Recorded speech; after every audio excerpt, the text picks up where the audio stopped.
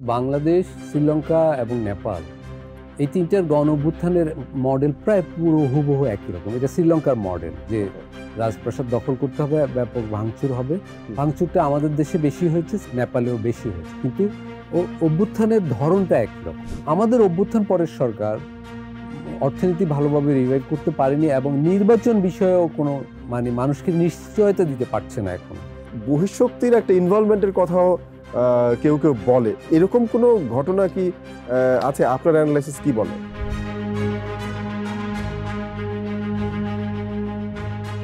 শ্রীলঙ্কা এবং বাংলাদেশের পরে আমরা আরেকটি রেভলিউশন প্রত্যক্ষ করছি নেপালে। জেনজিরা এই যে একের পর এক রেভলিউশন ঘটিয়ে যাচ্ছেন, এর পেছনে কি আছে, কোথায় প্রবলেম এবং ভবিষ্যতে বা কি, এই সমস্ত বিষয় নিয়ে আমরা কথা বলবো। আমাদের সাথে আজকে আছেন দক্ষিণ এশিয়া বিষয়ক গবেষক এবং লেখক Altaf Parvez. Welcome to the show. আপনি তো দীর্ঘদিন যাবৎ লিখছেন, পড়াচ্ছেন এবং গবেষণা করছেন। এই যে আমরা প্রথমেই ইনফ্যাক্ট নেপাল সম্পর্কে জানতে চাই। নেপালের যে ঘটনাটা, এটা এখনো পর্যন্ত একেবারে লাইভ, এখন কারফিউ চলছে সেখানে। গতকালকে যেটা হলো যে কেপি শর্মা উনি পদত্যাগ করতে বাধ্য হলেন, অন্যান্য ক্যাবিনেটের অন্যান্য সদস্যরা।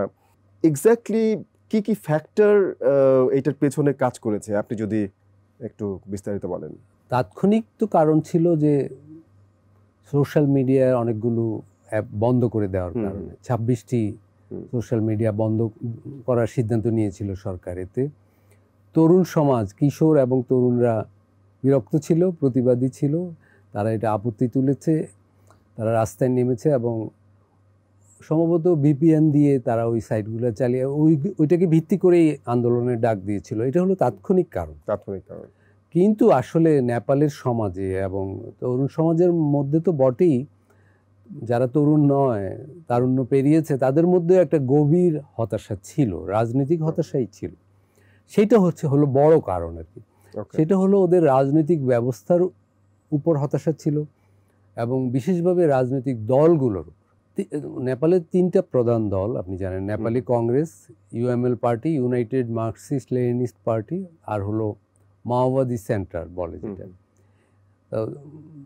সাধারণভাবে বলা যায় একটা কমিউনিস্ট ঘরানা আর একটা নেপালি কংগ্রেস, একটা বুর্জোয়া রাজনীতির পুরনো ঘরানা। এই দুটো ঘরানা, এই 3 দল মিলে গত অনেক বছর ধরে, প্রায় 20 বছর ধরে নেপাল 2008 সালের রাজতন্ত্রের পতনের পর থেকে দেশটা শাসন করছে।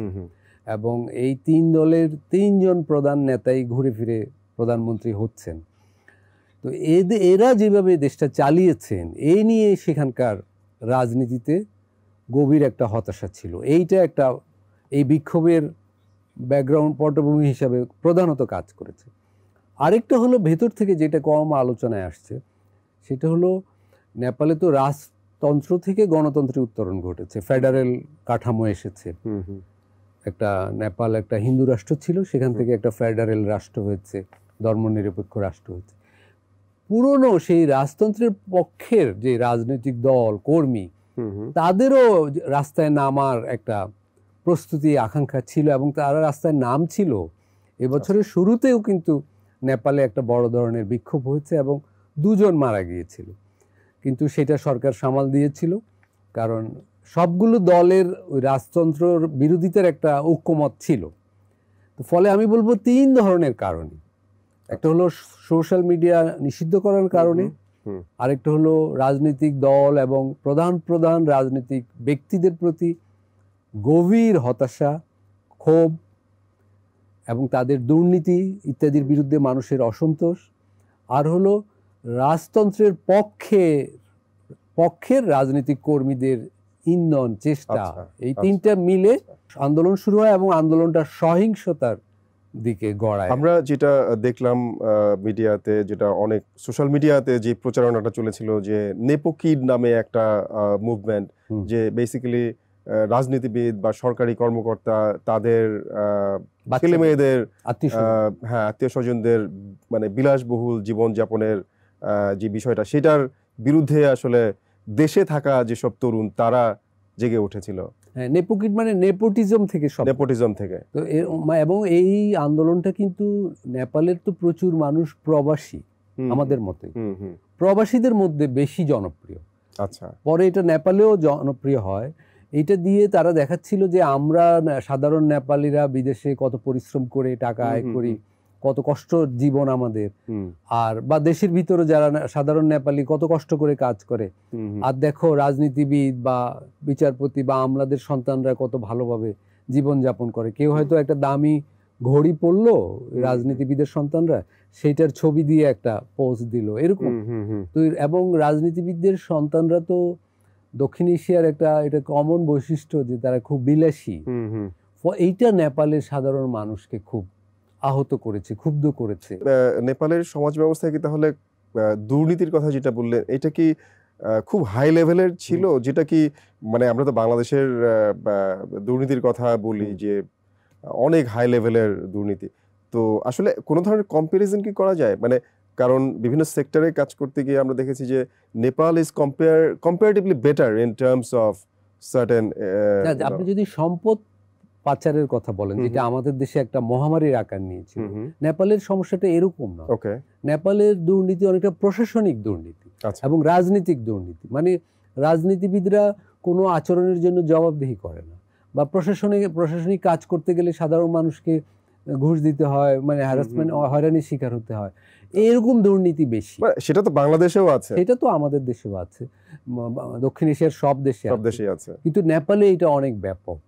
এবং নেপালের মানুষ আশা করেছিল যে রাজতন্ত্র থেকে গণতন্ত্রে উত্তরণের পর এই সমস্যাগুলোর সমাধান হবে।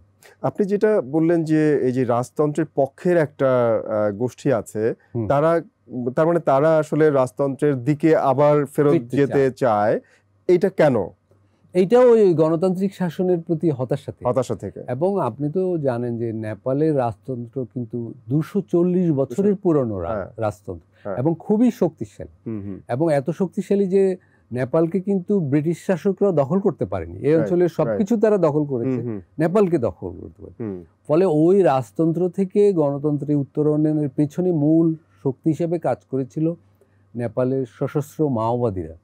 তাদের শক্তিতেই ওইখানের অন্যান্য গণতান্ত্রিক শক্তি কাজটা করতে পেরেছিল।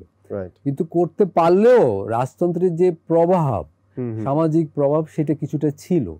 কিন্তু যখন গণতান্ত্রিক শক্তিগুলো পরপর সরকার গঠন করলো বটে, কিন্তু দেশটিতে প্রত্যাশিত মাত্রায় জনজীবনের উন্নতি করতে পারলো না, অর্থনীতিতে পরিবর্তন আনতে পারলো না, এবং তাদের ভিতর ব্যাপক বিভক্তি দেখা গেল। এবং হুটহাট সরকার পরিবর্তন হচ্ছিল। মানুষ যেটা 2008 থেকে 2025 পর্যন্ত 13 বার সরকার, এবং যেমন নেপালি কংগ্রেসের শের বাহাদুর দিউবা এই পর্যন্ত 5 বার প্রধানমন্ত্রী হয়েছে, অথচ খুব বেশি বয়স্ক মানুষ নন।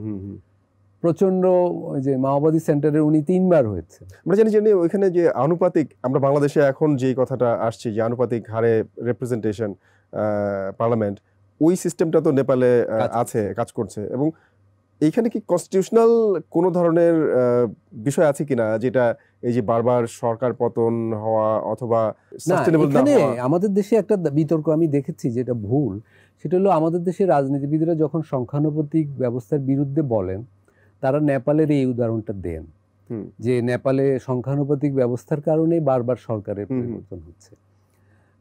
এটা এক অর্থে সত্য, আবার এক অর্থে সত্য নয়। সত্য নয়টা আমি আগে বলি। নেপালে কিন্তু নতুন সংবিধানের মাধ্যমে নেপাল খুব বিকেন্দ্রীকৃত শাসন ব্যবস্থা। এখানে স্থানীয় সরকার শাসন ব্যবস্থা খুবই শক্তিশালী, এবং উন্নয়নের অধিকাংশ কাজ স্থানীয় সরকারের হাতেই চলে গেছে। ফলে নেপালের সেন্ট্রাল গভর্নমেন্ট অস্থিতিশীল হলেও স্থানীয় উন্নয়নে কিন্তু বড় ধরনের সমস্যা হয় না। কিন্তু আমাদের দেশে সেন্ট্রাল গভর্নমেন্টের সমস্যা হলে আসলে স্থানীয় উন্নয়নের সমস্যা হবে। কারণ আমাদের এমপিরা ঢাকায় যেমন পার্লামেন্টে বসে নীতি নির্ধারণ করেন, আবার সেই সুদূর উপজেলায় একটা ব্রিজও ওনার সাহায্য ছাড়া হয় না, বা একটা ব্রিজ, কালভার্ট, যে কোনো ছোটখাটো উন্নয়ন প্রোগ্রামেও ওনারা যুক্ত থাকেন। নেপালের ব্যবস্থাটা এরকম নয়। নেপালে কেন্দ্রীয় সরকারের ভাঙচুরে মানুষের মধ্যে হতাশা এই কারণেই এসেছে, সেখানে এমনও ঘটেছে যখন 3 দল, 2 দল সমঝোতা করেছে যে এই 2 দল আসন কম পেয়েছে, আর যেই দল আসন বেশি পেয়েছে সে হয়তো ক্ষমতার বাইরে চলে গেল। তাহলে ওই দলকে যারা ভোট দিচ্ছে তারা অসন্তুষ্ট যে আমরা এমন এক সবাই মিলে যাকে ভোট দিলাম তাকে সরকার গঠন করতে দেওয়া হলো না। এরকম যেমন আমি বলি, এই অলি এখন যেই সরকার পদত্যাগ করলো, এই সরকারের আগে সরকার চালিয়েছে নেপালি মাওবাদী সেন্টার। 275 আসনের পার্লামেন্টে তাদের আসন সংখ্যা ছিল মাত্র 32। তো 275 আসনের পার্লামেন্টে মাত্র 32টি আসন পেয়েও ওই দলের নেতা প্রচণ্ড প্রধানমন্ত্রী হয়েছিল। মানে সংখ্যানুপাতিকটা ব্যাপারটা মানে সমস্যার কারণ বটে, কিন্তু হতাশার কারণ। আচ্ছা, হতাশার কারণ হলো এই যে অনৈতিকভাবে সরকার গঠন এবং সরকারের পতন। আচ্ছা, নেপালে যেটা গতকালকে পর্যন্ত দেখলাম যে প্রচুর ভায়োলেন্স হয়েছে এবং মানে সরকারি বিভিন্ন অফিস, মন্ত্রীদের বাসা বাড়িঘর, এগুলো এমনকি প্রাইভেট যে আপনার হোটেল আছে সেগুলো প্রচুর ভাঙচুর হয়েছে, কারণ অনেক হোটেলের 5 স্টার হোটেলের মালিক হচ্ছে পলিটিশিয়ানরা, মন্ত্রীরা। তো এই যে ধ্বংসযজ্ঞ হয়েছে, এইটা আমরা মনে করি যে আমার কাছে যেটা মনে হচ্ছে যে বাংলাদেশের আপরাইজিং এর সময় বা তৎপরবর্তী সময়ে যেই ধ্বংসযজ্ঞ হয়েছে তারও চেয়ে অনেকটা বেশি কিনা, এবং সুপ্রিম কোর্ট একেবারে মানে ধসিয়ে দিয়েছে। সুপ্রিম কোর্টে এখন আর কোনো কাগজপত্রও নেই। মানে নেপালের, এবং ইন্টারেস্টিং বিষয় হলো সুপ্রিম কোর্টের পাশাপাশি জেলা আদালতগুলো জ্বালিয়ে দেওয়া হচ্ছে। নেপালের জুডিশিয়ারির হাতে এখন কোনো দলিল দস্তাবেজ নেই, সব ছাই হয়ে গেছে। ওদের বাল লাইব্রেরি, ওদের যে ডেটা ব্যাংক কোর্টের, সব জ্বালিয়ে দেওয়া হচ্ছে।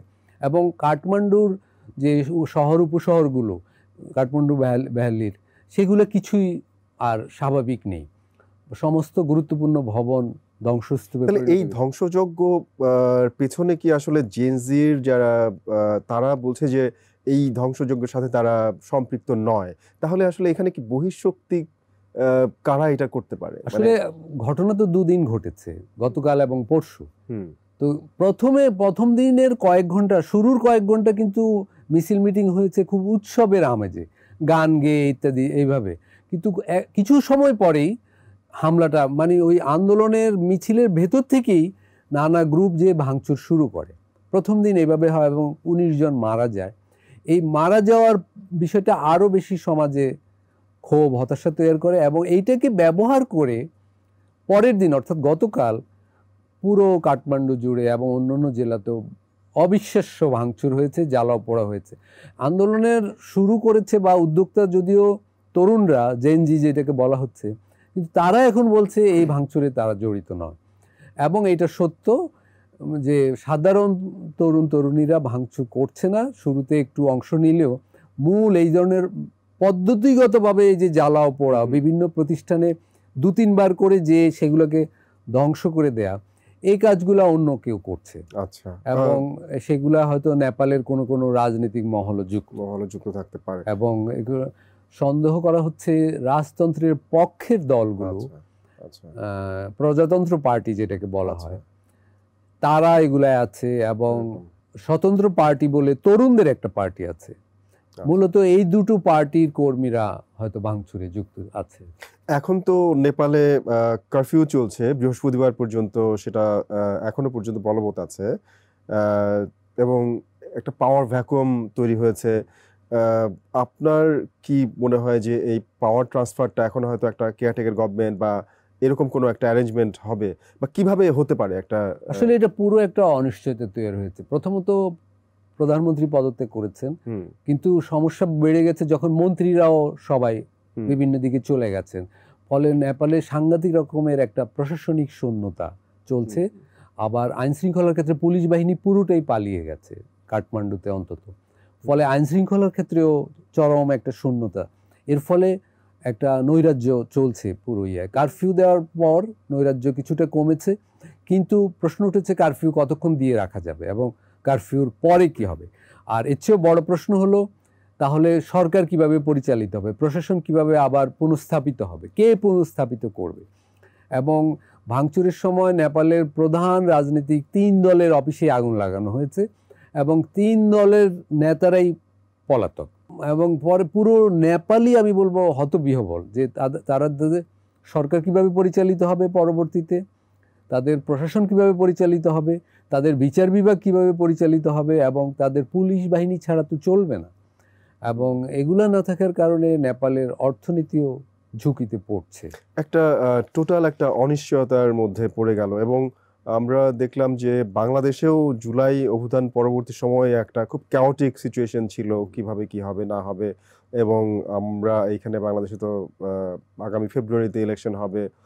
এখনো পর্যন্ত অনেকটা অনিশ্চয়তা রয়ে গেছে কিছু কিছু ব্যাপার নিয়ে। তো জাতীয় নাগরিক পার্টি, জামাতে ইসলামী, তাদের সাথে মতবিরোধ আছে বিএনপির জুলাই চার্টার নিয়ে। এই যে একটা অনিশ্চয়তা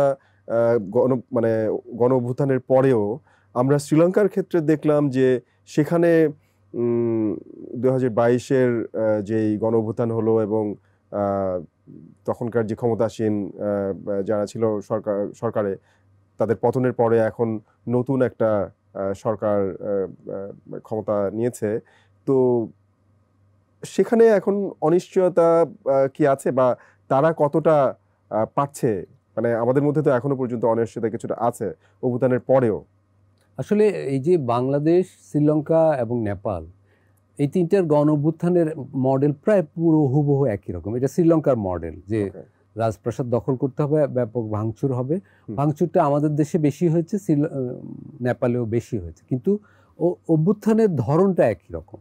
আচ্ছা, এই হলো একটা ব্যাপার। কিন্তু বাংলাদেশের সাথে শ্রীলঙ্কার অমিলের একটা দিক হলো, শ্রীলঙ্কায় অভ্যুত্থানের পর যেই সরকার প্রতিষ্ঠিত হয়, রনিল বিক্রমসিংহের সরকার, তারা কিন্তু দ্রুত অর্থনীতিকে রিভাইভ করতে পেরেছিল, ল অ্যান্ড অর্ডার দ্রুত উন্নত করেছিল। আপনি খেয়াল আছে আপনার যে শ্রীলঙ্কা কিন্তু অভ্যুত্থানের আগে দেউলিয়া হয়ে পড়েছিল ফর্মালি, বাংলাদেশের চেয়ে খারাপ অবস্থা ছিল, কিন্তু রনিল সরকার দ্রুত কিন্তু অর্থনীতিটা ফিরিয়ে এনেছিল এবং ল অ্যান্ড অর্ডারও ঠিক করেছিল। ওনার যেটা সমস্যা ছিল, উনি নির্বাচন দিতে চাচ্ছিলেন না। এটা ছাড়া অন্য কাজগুলো উনি খুব সুন্দরভাবে করেছিলেন।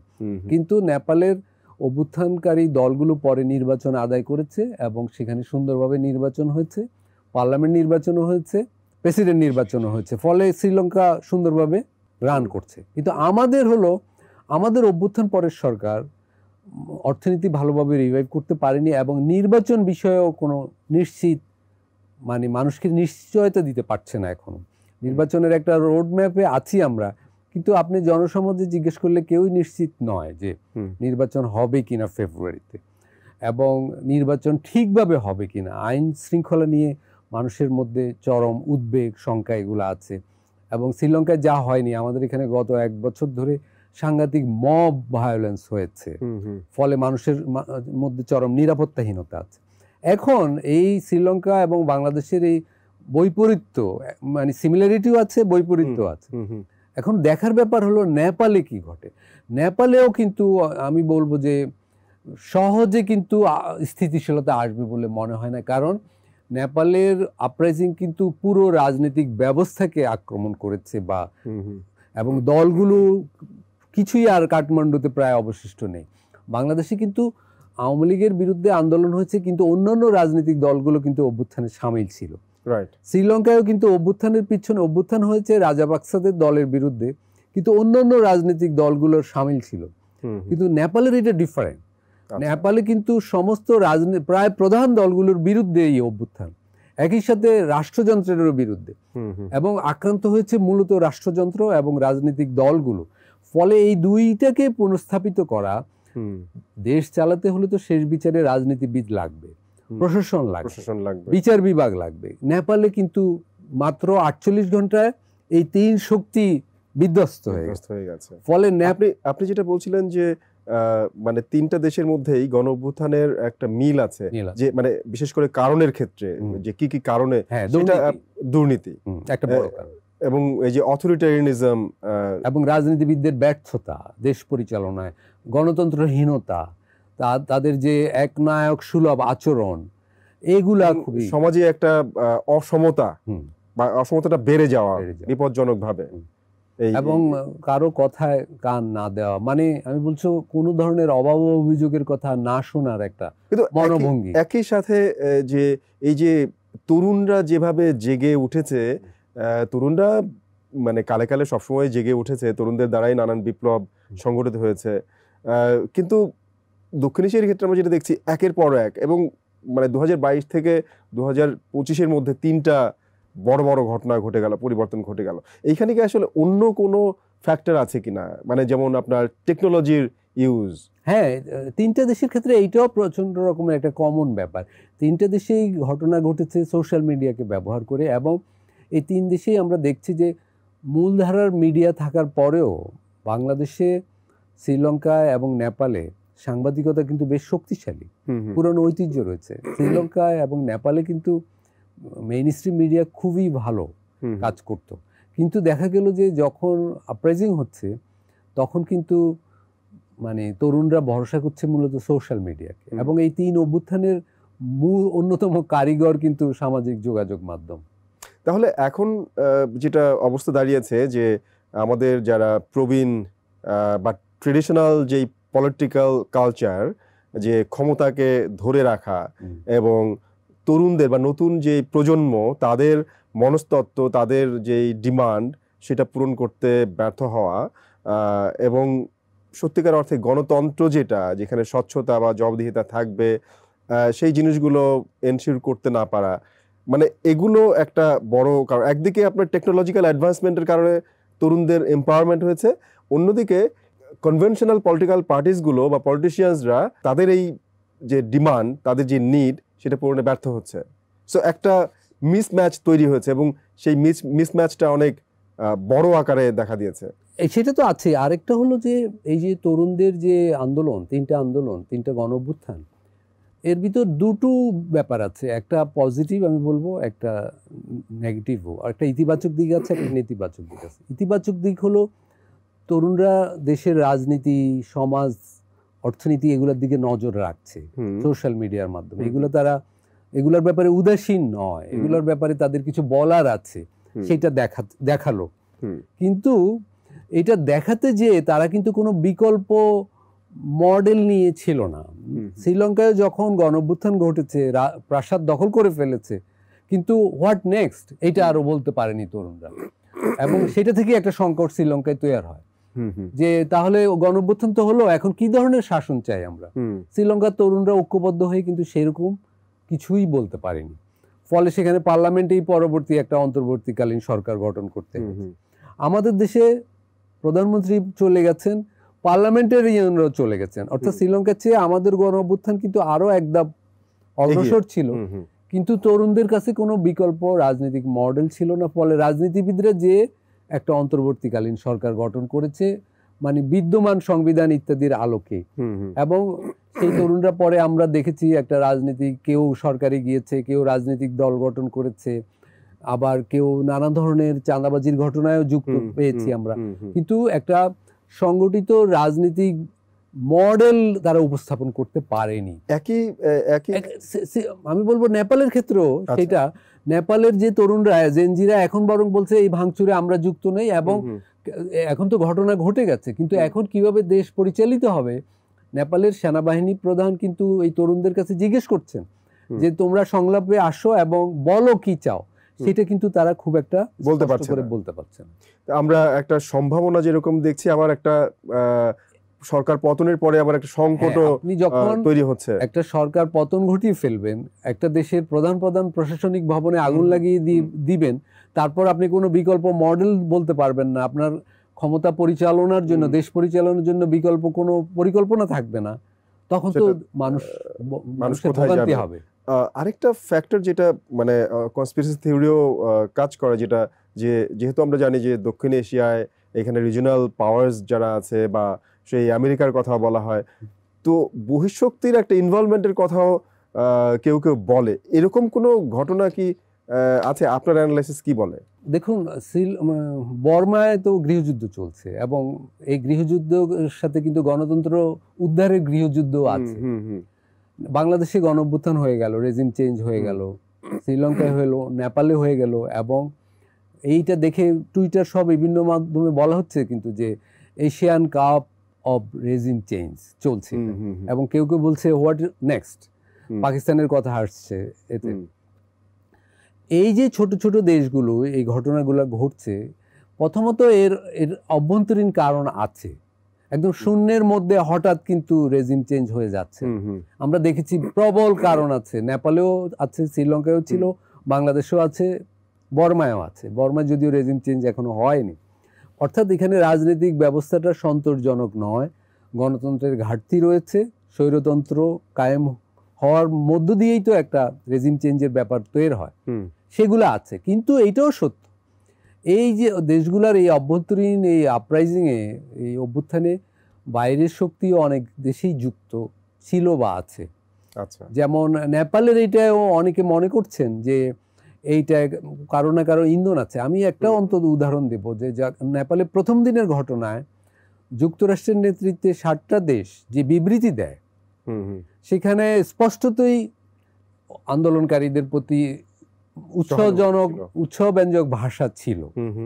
এবং যেই 26টি সোশ্যাল মিডিয়া নিষিদ্ধ হয়েছে বা নিষিদ্ধ করার উদ্যোগ নিয়েছিল সরকার, সেগুলো সবই পশ্চিমা এবং তাদের একটা বিরাট ব্যবসা রয়েছে এখানে।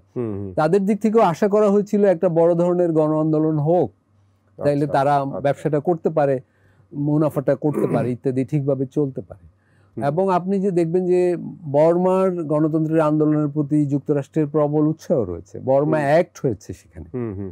সেরকম যে এগুলা একদম বহির্শক্তির আগ্রহ, মনোযোগ, ইন্ধনের বিষয়টা একদম উড়িয়ে দেওয়া যায় না। এগুলা কতটা অর্গানিক। নেপালে যেহেতু ছাত্রদের নেতৃবৃন্দই বলছেন যে ভাঙচুরে আমরা যুক্ত নই, তার মানে এটাকে তো আপনি পুরোপুরি অর্গানিক ভাঙচুর বলতে পারেন না, তাই না? কারণ ওদের ভাঙচুরের কোনো কর্মসূচি ছিল না। তারপরে ওরা সুপ্রিম কোর্ট জ্বালাবে এরকম কোনো মানে কর্মসূচি ছিল না।